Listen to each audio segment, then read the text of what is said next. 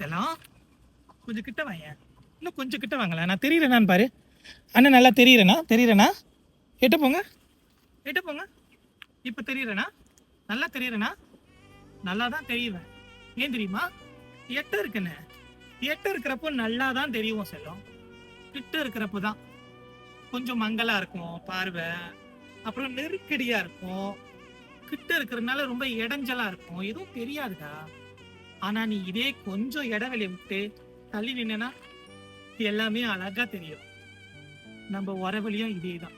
அது எந்த உறவா வேணாலும் இருக்கட்டும், கொஞ்சமா அப்படி தள்ளி நின்னு பாரு, ரொம்ப நாளைக்கு அப்படியே அழகா இருக்கும். பாக்குறதுக்கும் சரி, பழகிறதுக்கும் சரி. என்ன பாத்துக்கோடா. அண்ணன் கட்டி பிடிச்சுக்கிட்டா செல்லம். I love you. பாத்துக்கோ.